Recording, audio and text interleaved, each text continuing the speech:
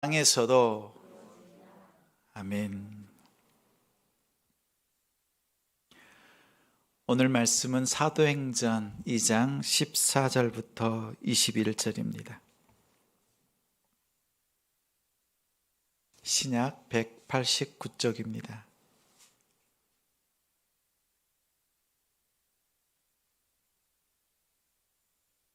행전 2장 14절부터 21절까지 제가 천천히 또박또박 읽겠습니다. 우리 성도님들께서는 마음으로 따라 읽어주시기를 부탁드립니다.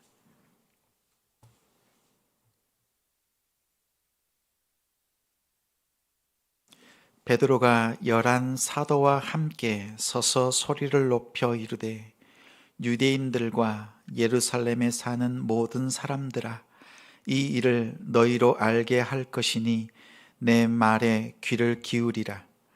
때가 제3시니 너희 생각과 같이 이 사람들이 취한 것이 아니라 이는 곧 선지자 요엘을 통하여 말씀하신 것이니 일렀으되, 하나님이 말씀하시기를 말세에 내가 내 영을 모든 육체에 부어주리니 너희의 자녀들은 예언할 것이요 너희의 젊은이들은 환상을 보고 너희의 늙은이들은 꿈을 꾸리라. 그때에 내가 내 영을 내 남종과 여종들에게 부어주리니 그들이 예언할 것이요 또 내가 위로 하늘에서는 기사를 아래로 땅에서는 징조를 베풀리니 곧 피와 불과 연기로다. 주의 크고 영화로운 날이 이르기 전에 해가 변하여 어두워지고 달이 변하여 피가 되리라.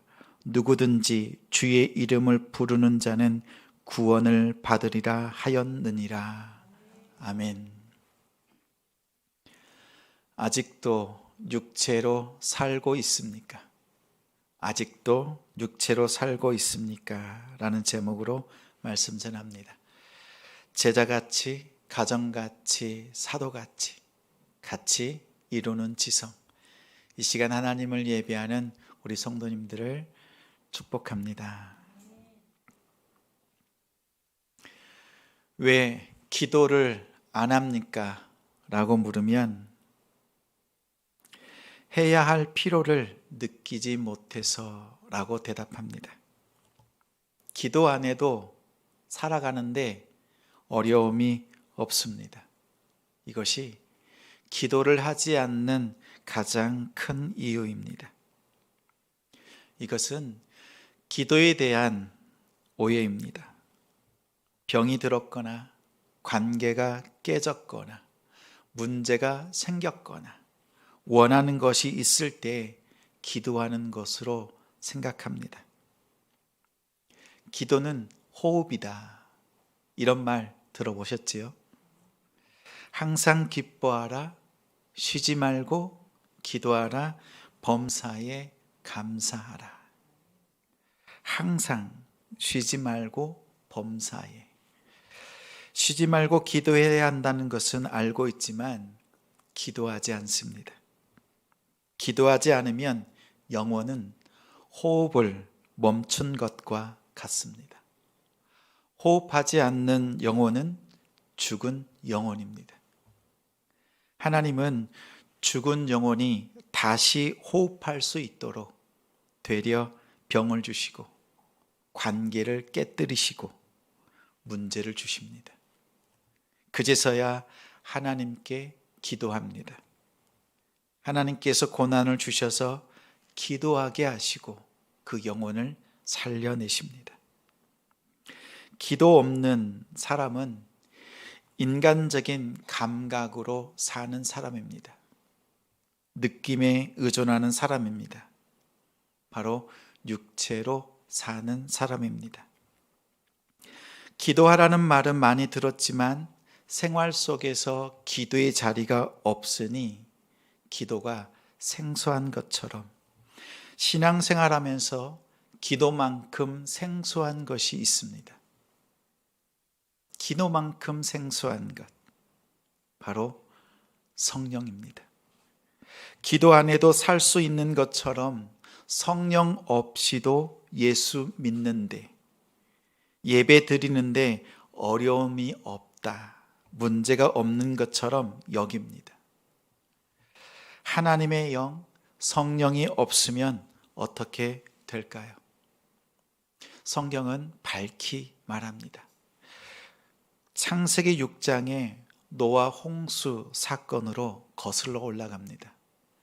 6장 2절에 하나님의 아들들이 사람의 딸들의 아름다움을 보고 자기들이 좋아하는 모든 여자로 아내를 삼았습니다. 남자들이 들으면 좋을 것 같은 구절로 보입니다.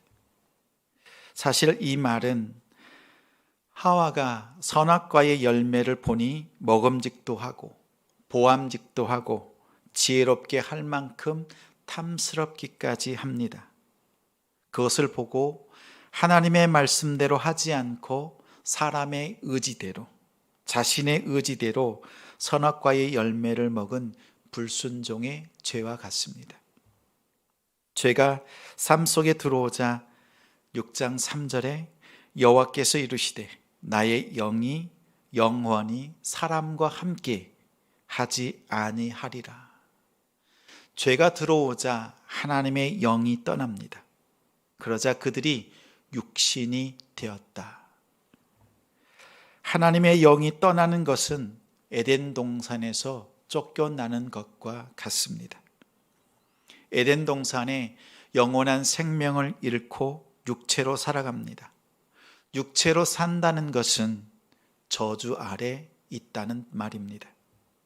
성령 없이 인간적인 감각으로 사는 사람, 느낌에 의존하는 사람, 육체로 사는 사람입니다.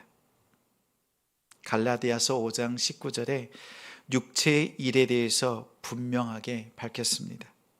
음행과 더러운 것과 호색과 우상 숭배와 주술과 원수 맺는 것과 분쟁과 시기와 분냄과 당 짓는 것과 분열함과 이단과 투기와 술 취함과 방탕함과 또 그와 같은 것들이라. 전에 너희에게 경계한 것 같이 경계하노니 이런 일을 하는 자들은 하나님의 나라를 유업으로 받지 못할 것이라고 선언했습니다. 이러한 것들이 육신의 일들입니다. 육체의 일들입니다. 노아 시대에도 육체의 일만 쫓았던 사람들은 120년 후에 홍수로 심판받았습니다. 신약의 로마서 8장 9절에는 너희 속에 하나님이 영이 거하시면 너희가 육신에 있지 아니하고 영에 있나니 누구든지 그리스도의 영이 없으면 그리스도의 사람이 아니라, 이렇게 말합니다. 그리스도의 영이 없으면 그리스도의 사람이 아니며 그 사람에게는 구원이 없습니다. 구원이 없다는 것은 심판받는다는 뜻입니다. 신구약 성경을 보면 성령은 있어도 되고 없어도 되는 존재가 아닙니다. 구원에 꼭 필요한 존재입니다. 성령이 이렇게 중요한 역할을 하시고 절대적으로 필요한 분인데 실상 우리의 생활 속에는 성령이 생소합니다. 아버지 하나님과 예수 그리스도는 익숙한데 성령은 생소합니다. 성령에 대한 오해에서 비롯된 것입니다. 성령을 자판기처럼 생각합니다. 내가 원하는 버튼을 누르면 필요한 것을 뚝딱 공급하시는 기능으로만 생각합니다.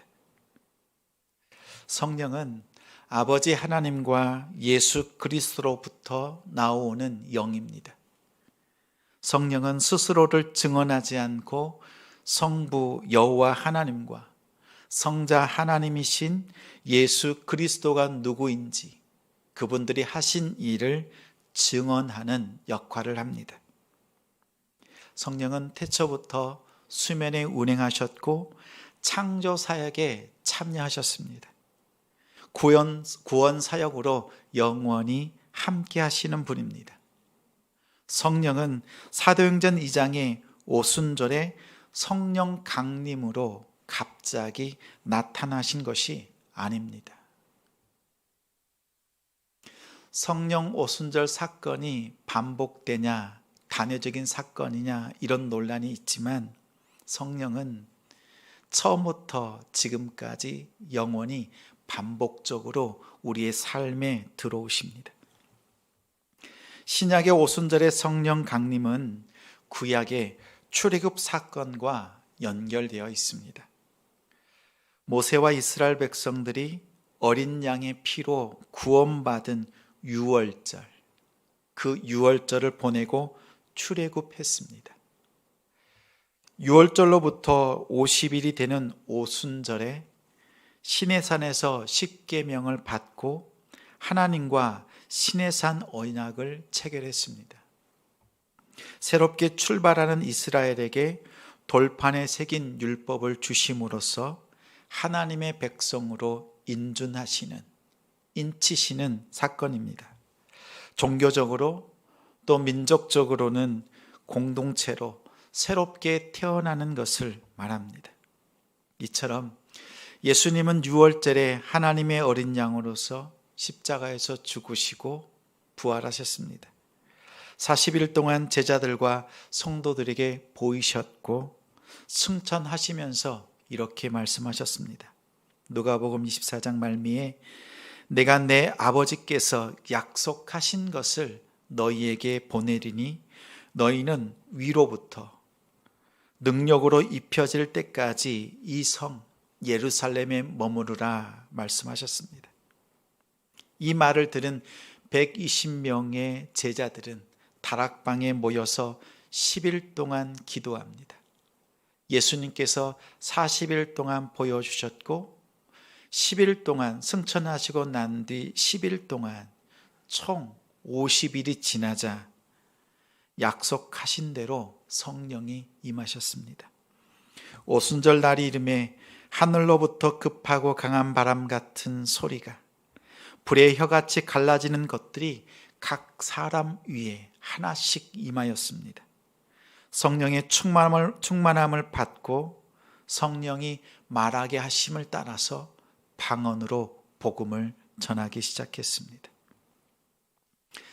누가복음 24장과 사도행전 2장의 하늘로부터라는 뜻은 하나님의 창조의 능력이신 성령께서 하늘에서 땅으로 내려오신 것을 말합니다. 하늘의 능력으로서 땅을 변화시키는 것입니다. 새롭게 하시는 겁니다. 하나님께서 오순절에 구약의 이스라엘 공동체에 율법을 주심을 통해서 새로운 공동체로 하나님의 백성으로 인치신 것처럼 신약의 영적인 이스라엘 공동체가 성령을 부음받음으로써 하나님의 백성으로 하나님의 공동체로 새로 태어났다는 하나님의 인치심입니다. 오순절을 하나님의 능력을 받는 차원을 뛰어넘습니다. 권능이라고 하는, 능력이라고 하는 그 차원을 뛰어넘습니다. 하나님과 우리와의 관계가 새롭게 되었다는 것을 선언하는 것이 오순절입니다. 예수님은 제자들과 또 교회에 가장 필요한 것이 성령님을 아시고 마태복음 7장 9절에 이렇게 말씀하셨습니다. 너희 중에 누가 아들이 떡을 달라 하는데 돌을 주며 생선을 달라 하는데 뱀을 줄 자가 있느냐? 너희가 악할지라도 좋은 것을 자식에게 줄 알거든 하물며 하늘에 계신 너희 아버지께서 구하는 자에게, 누구에게요? 구하는 자에게 좋은 것을 주시지 않겠느냐? 좋은 것을 주신다고 하니 기대감이 있습니다. 내가 원하는 것을 주시나 보다. 병든 몸을 고쳐주시려나 조금 더 부자가 되게 해주시려나 보다 태의 문을 여셔서 자녀를 주시려나 보다 무엇을 어떻게 해야 될지 방황하고 있는데 길을 열어주시려나 보다 무기력하게 넘어져 있는데 새 힘을 주시려나 보다 이런 것들은 우리가 마음속으로 간절히 원하는 것들입니다. 예수님은 우리가 원하는 것보다 우리가 필요한 것을 아셨습니다.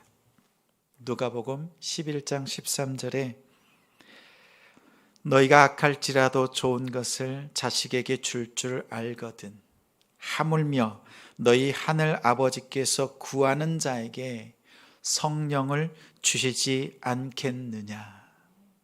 마태복음에는 좋은 것이라고 말했지만 누가복음에는 그 좋은 것이 성령임을 밝히 드러내었습니다. 예수님께서는 구하는 자에게 성령을 주신다 약속하셨습니다. 우리의 삶에 좋은 것, 내가 원하는 것이 아닐지라도 하나님께서는 가장 좋은 것을 꼭 있어야 될 것, 그 성령을 우리에게 주십니다. 우리 표가 오늘 그 성령 강림 주일입니다. 사실 성령 강림 주일이라는 이 말보다 성령 하나님 강림 주일이라고 말하는 것이 바람직합니다.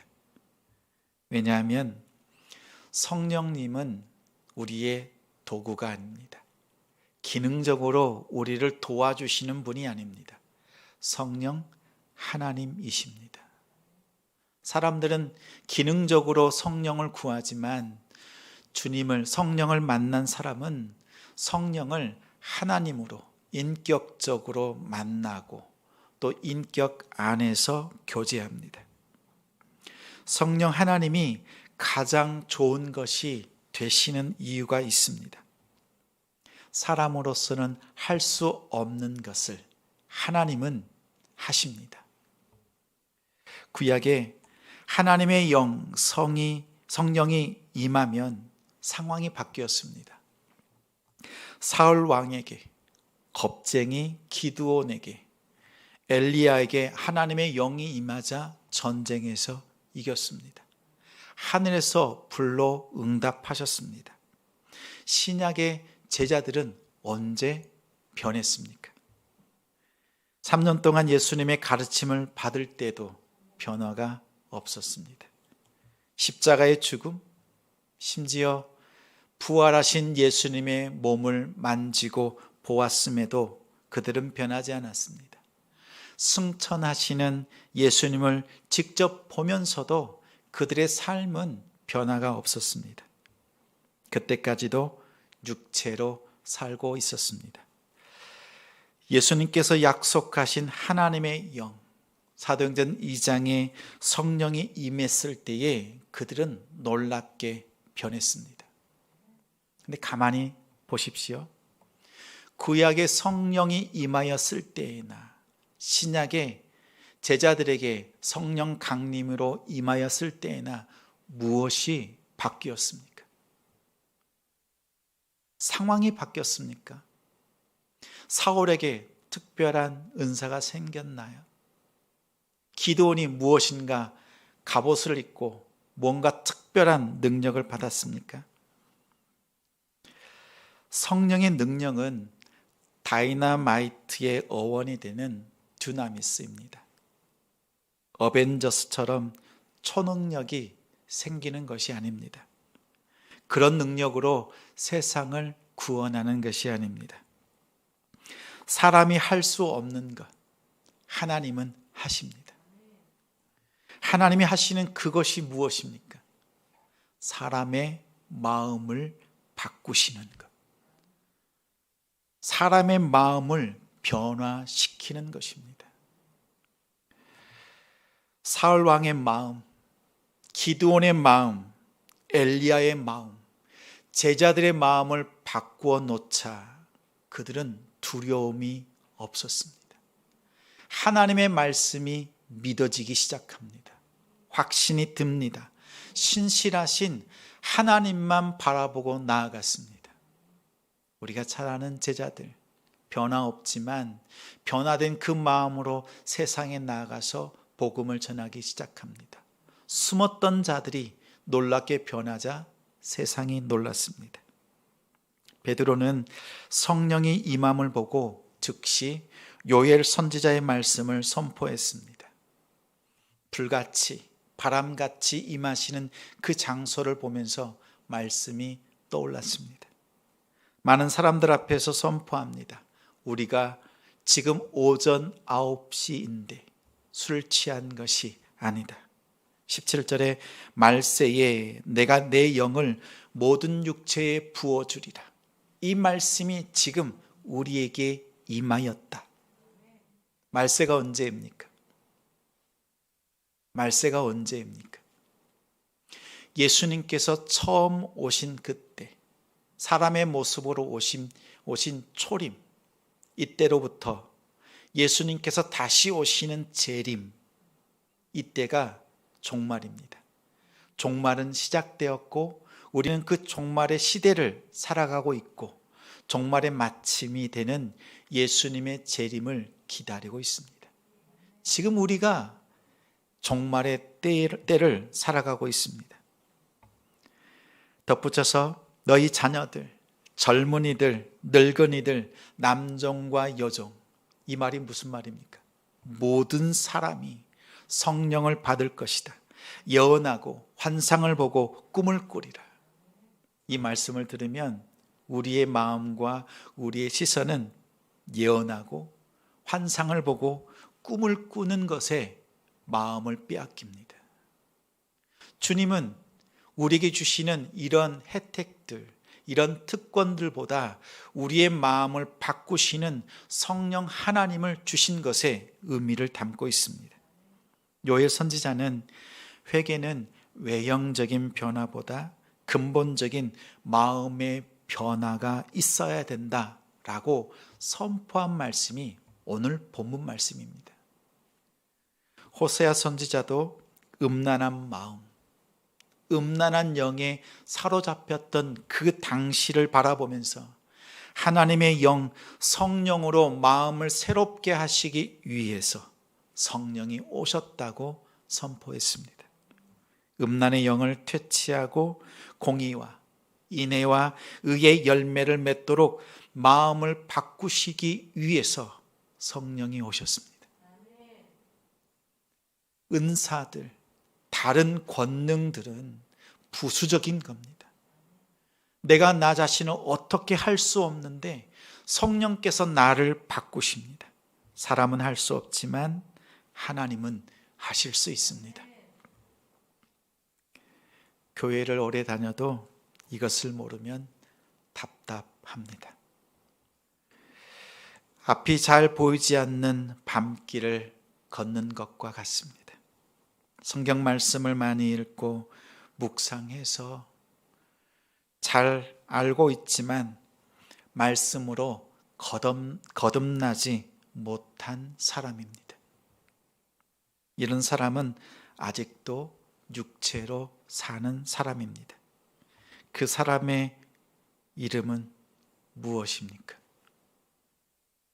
아직도 육체로 사는 사람의 그 사람의 이름은 무엇입니까? 그 사람의 이름은 니고데모입니다. 요한복음 3장에 니고데모는 율법 학자요 랍비였습니다. 선생이었습니다. 그러나 그는 성령으로 거듭난다는 의미를 알지 못했습니다. 자신의 인생의 답답함을 품고 예수님께 찾아왔습니다. 찾아온 그 시각이 밤입니다. 다른 사람들의 눈을 피해서 인생의 밤을 맞이한 그가 밝은 예수님께 찾아왔습니다. 예수님께서 거듭나지 아니하면 하나님 나라를 볼 수 없다. 그렇게 말씀하시자 아니 어떻게 이렇게 늙은 사람이 어떻게 다시 어머니 뱃속에 들어갈 수 있습니까? 라고 반문했습니다.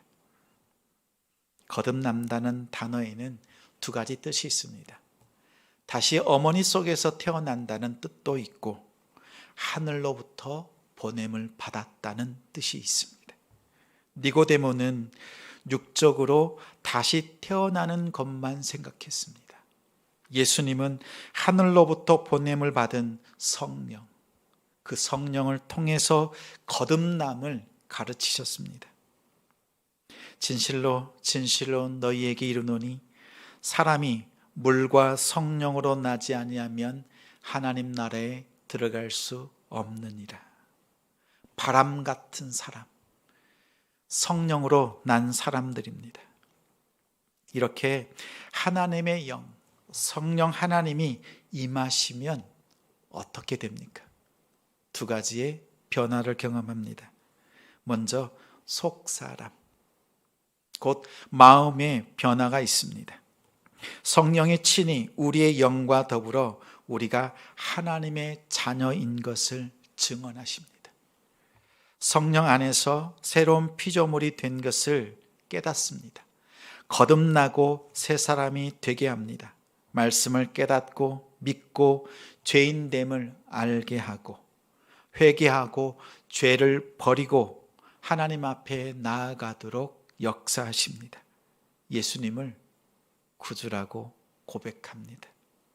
하나님을 경외하는 자가 되고 믿음에서 자라나게 됩니다. 하나님의 일을 위해서 충성하는 자가 됩니다. 두려움이 없습니다. 땅끝까지 증인된 삶을 삽니다. 그 사람이 누구입니까? 바로 여러분입니다. 두 번째는 겉사람, 즉 생활이 바뀝니다. 고린도전서 12장 3절에 성령으로 아니하고는 생활 속에서 누구든지 예수를 주시라 할 수 없느니라. 배워서 지식적으로 입술로는 예수 그리스도를 주라고 고백하는 사람들이 있습니다. 생활 속에서 삶으로 주님을 고백하는 사람이 진짜입니다. 성령 하나님과의 친밀한 만남을 사모하십시오. 이러한 변화가 생깁니다. 삶의 우선순위가 바뀝니다. 전에는 사람들을 만나는 것이 좋았습니다. 이제는 예배 드리는 것이 좋습니다. 예배 중심으로 예배를 기다립니다. 예배의 지각이 어디 있습니까? 더 서둘러서 하나님 앞에 예배 드립니다. 주말에 놀러 가는 것이 자연스러웠지만 이제는 하루 빼먹는 것도 마음에 부담이 되고 부자연스럽습니다. 예배 드리는 것이 더 자연스러워집니다. 말씀과 기도에 힘씁니다. 기도를 어쩔 수 없이 고난 앞에서 기도하는 것이 아니라 정말 호흡과 같이 기도합니다. 우리 성도들 중에는 그러한 성도들이 있습니다. 매일 1시간씩 기도하지 않고서는 견딜 수 없는 성도들이 있습니다. 저는 그 모습을 볼 때 얼마나 기쁜지 모릅니다. 그리고 이런 마음이 듭니다. 우리 성도들의 마음속에 우리 성령 하나님이 계시군요. 성령 하나님과 교제하는 우리 성도들의 삶을 보면서 기쁘기 그지없습니다. 나를 위한 삶에서 하나님의 나라를 위한 삶으로 바뀝니다.